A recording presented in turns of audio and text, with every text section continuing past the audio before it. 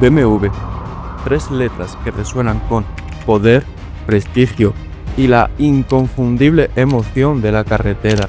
Una marca sinónima de lujo, velocidad y la ingeniería alemana en su máxima expresión.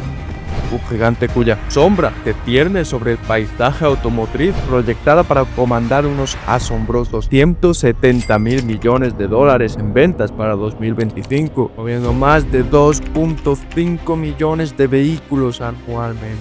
Pero detrás del brillante cromo y el rugido del motor yace una historia mucho más compleja, mucho más humana. Un relato grabado en la ambición, forjado en las llamas de dos guerras viales, fábricas de trabajo forzado, campos de concentración y nacido de los comienzos más improbables.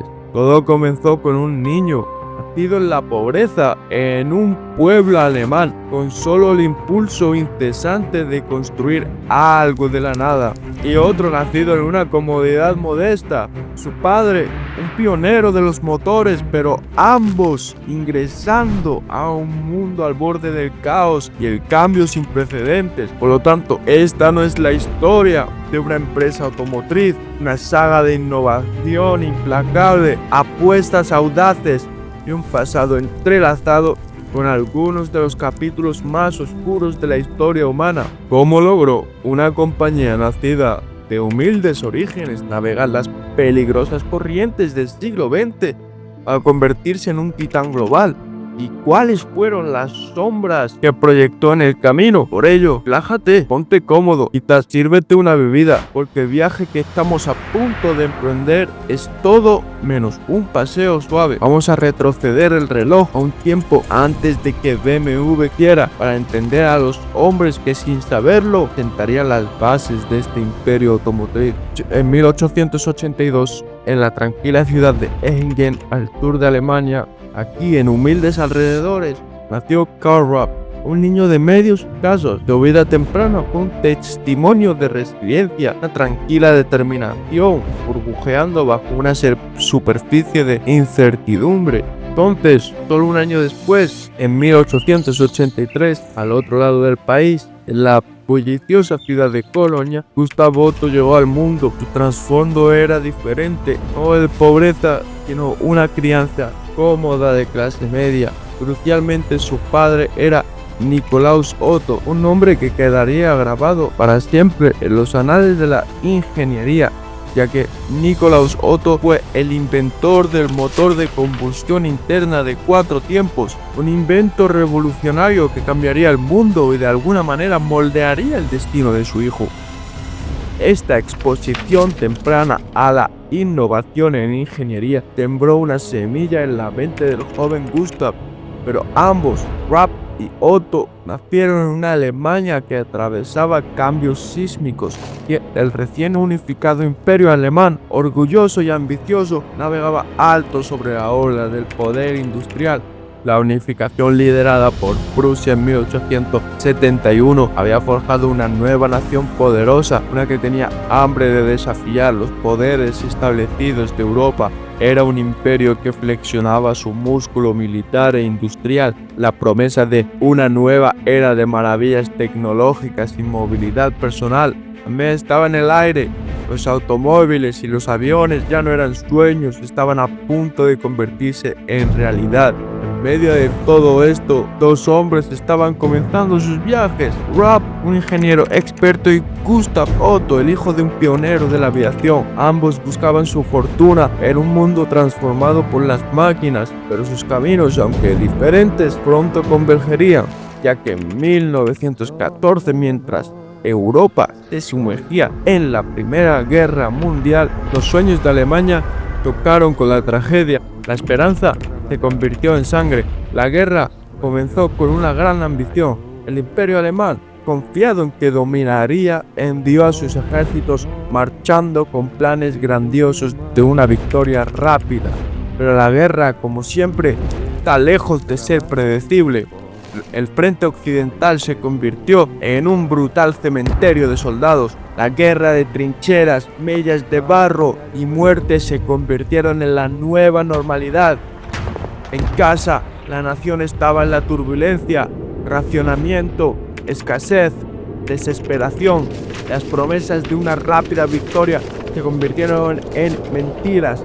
La economía se desmoronó y la gente que antes estaba orgullosa y llena de promesas ahora eran solo sobrevivientes. Sin embargo, en los cielos, una nueva forma de guerra se estaba formando. El combate aéreo era la nueva frontera y los motores de aeronaves eran la sangre vital del conflicto. Y es donde nació BMW.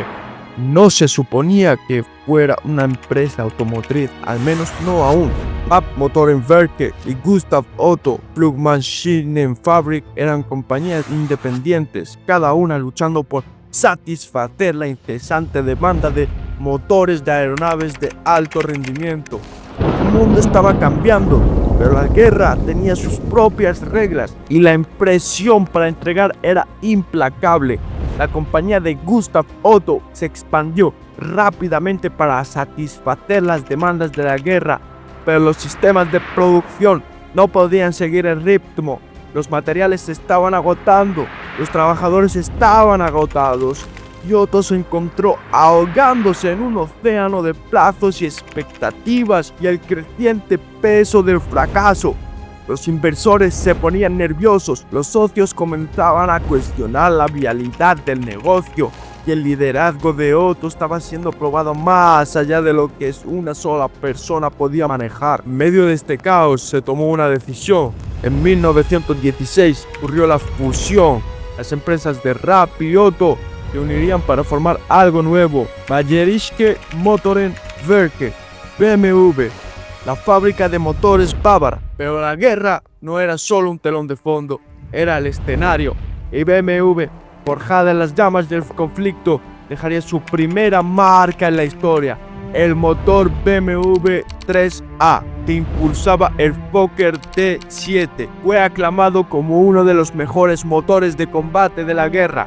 Sin embargo, el costo fue alto.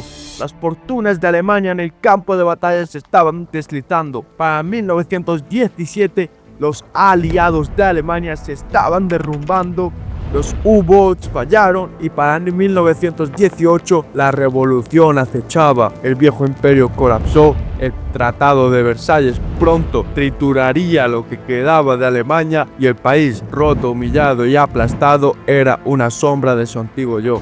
Esto conllevó a que Gustav Otto, ahora exhausto y abrumado, tuvo que apartarse. Ya no era solo un negocio, era personal. El peso de la guerra, las presiones interminables, las noches sin dormir, todo se volvió demasiado.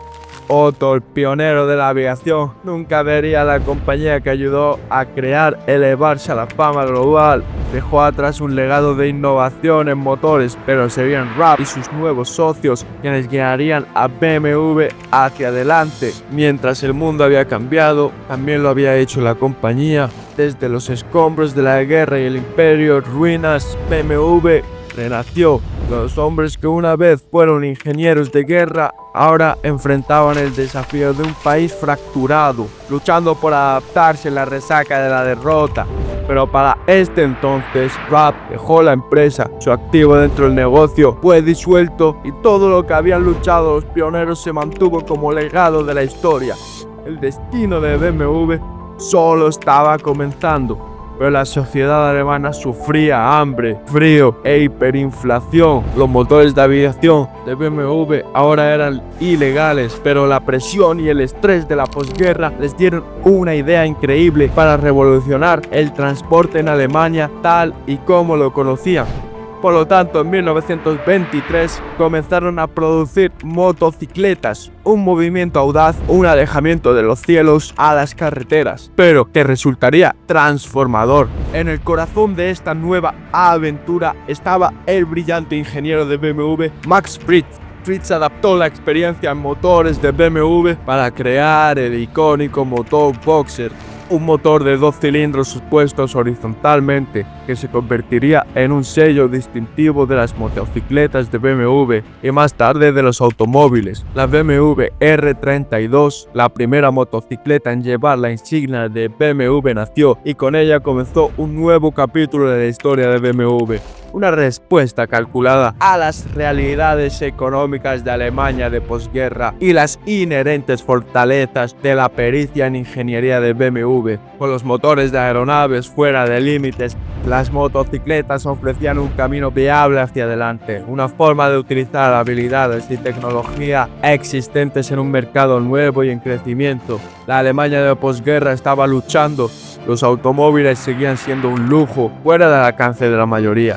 Sin embargo, las motocicletas eran más asequibles, prácticas y estaban en alta demanda. Ofrecían movilidad personal en un momento en el que el transporte público estaba necesitado de una forma para moverse de manera rápida. Los vehículos personales eran escasos. BMW, con su experiencia en ingeniería y su reputación por la calidad, estaba perfectamente situada para capitalizar esta necesidad. Ayudaron a revitalizar la economía alemana como un fénix renacido. Las motocicletas de BMW no eran solo prácticas, eran también de alto rendimiento. En 1925, solo 2 años después del R30, BMW lanzó el R37, un modelo más deportivo que rápidamente dejó su huella en la escena de las carreras. Las victorias en la pista validaban el compromiso de BMW con la calidad y el rendimiento, construyendo una reputación que se extendió más allá de la mera utilidad. El R32 fue diseñado para ser accesible a muchos alemanes de clase trabajadora, personas ansiosas por transporte personal en una nación en recuperación.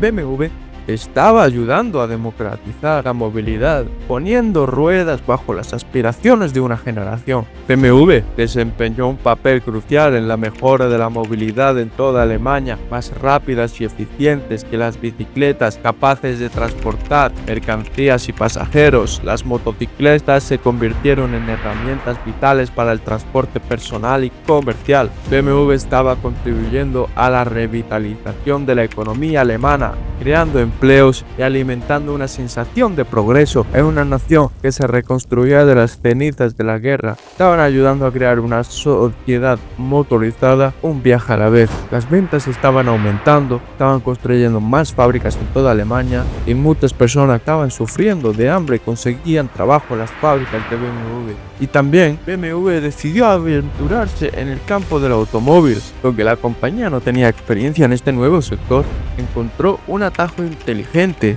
En 1928, BMW adquirió Fahrzeugfabrik Eisenach, tercer fabricante de automóviles más grande de Alemania en este momento. Esta empresa tenía una licencia de la empresa automotriz británica Austin Motor Company para fabricar el Austin 7 en Alemania.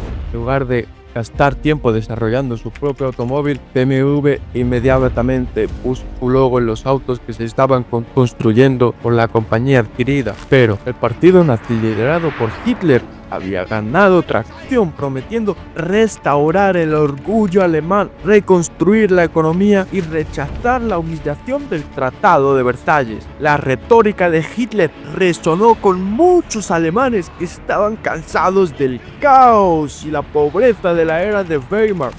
En 1933, Hitler se convirtió en canciller de Alemania y poco después los nazis consolidaron el poder, convirtiendo a Alemania en un estado totalitario. La venganza del Tratado de Versalles apenas comenzaba. La elección era clara para BMW: cooperar o ser aplastados. Y el liderazgo de BMW eligió la cooperación. Las fábricas se prepararon, la producción cambió de rumbo y el enfoque se dirigió a la guerra. El enfoque estaba en el BMW 801, un poderoso motor radial, corazón de los aviones de combate más formidables de la Luftwaffe. El Focke-Wulf 190, el bombardero Junkers. BMW ya no solo construía automóviles, estaba construyendo las máquinas de guerra, máquinas que sembrarían la destrucción a través de Europa. Pero la incesante demanda por la producción bélica tuvo un costo horrible, precio pagado en sufrimiento humano. Decenas de miles de prisioneros de guerra, trabajadores judíos, hombres, mujeres forzados de sus hogares, de sus vidas, y llevados a fábricas como la de BMW. Trabajo forzado, un sistema de brutalidad y explotación. Y dentro de la fábrica el ambiente era tenso, frío y podías sentir el dolor en los ojos de los trabajadores forzados.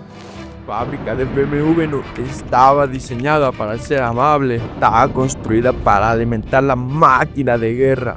Muchos decían que no teníamos, otro decía que cometió un error. Los ojos del capataz brillaban. La bofetada se sintió como un rayo. Me arrastraron a la esquina el chasquido de un látigo. Alguien gritando. Todos éramos iguales para ellos, perros. El invierno era el más difícil, helado, sin consuelo. Una única manta delgada. El frío penetrando en mis huesos. ¿Cuánto más? Imaginaba correr, pero nadie podía correr. Muros demasiado altos, dolor demasiado. Éramos como fantasmas vacíos por dentro. Trenes, campos de muerte. Trataba de no pensar, pero por las noches oía sus lamentos, incluso mis sueños. Para los trabajadores judíos, el trabajo forzado en fábricas como BMW era a menudo solo una parada en un camino hacia un horror. Muchos fueron deportados a los campos de concentración, algunos eventualmente a los campos de exterminio. El holocausto, la aniquilación sistemática de millones, una sombra que cae sobre las mismas bases de la historia. Pero para los nazis, la batalla de Stalingrado fue una derrota decisiva en su moral, y muchos hombres murieron en la batalla más brutal de Europa. En el oeste, Estados Unidos declaró la guerra y comenzaron su camino desde el norte de África y noroeste de Francia. Los nazis sabían que la derrota en este momento era inevitable. En 1945, victoria, para algunos salvación, para otros ruina, pero para BMW fue el abismo. Sueño forjado por Bob, Brad, Otto, los pioneros reducidos a escombros, fábricas silenciadas, una fuerza laboral dispersa, agotada, BMW tambaleándose. Incluso fue proclamada ilegal por segunda vez, pero los vientos comenzaron a cambiar. Las nubes de la Guerra Fría se reunieron. La fábrica en Múnich estaba en el lado estadounidense de Alemania y ahora tenían un enemigo mucho más grande, la Unión Soviética. Por lo tanto, una Alemania en recuperación era necesaria. Las restricciones se aliviaron. Mercedes-Benz, el rival absoluto, estuvo muy cerca de adquirir BMW. Al final parecía inevitable, pero Quandt vio su oportunidad. Salto de fe, la fortuna de una familia arriesgada sobre un fantasma de compañía. Había visto la grandeza de BMW.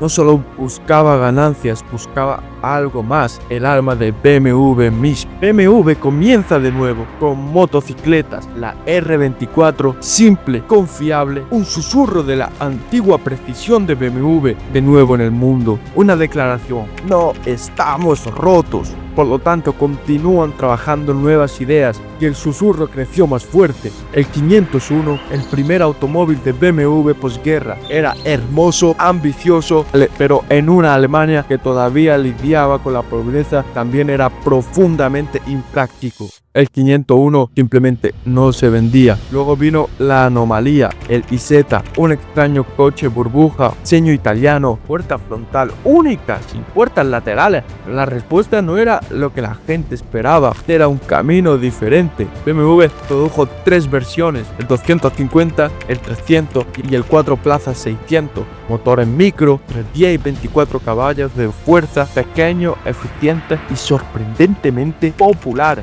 BMW fue rescatada y renacida, un testamento al poder del riesgo, la resiliencia y los giros inesperados del destino. Desde las cenizas que forjó una leyenda que a día de hoy es una de las marcas de coche de lujo más prestigiosas a nivel mundial. Y si has llegado hasta aquí, espero que te haya gustado el vídeo. Dale like, suscríbete y dale al botón de la campanita para que no te pierdas ningún vídeo. Comenta qué vídeo te gustaría ver. Hasta la próxima.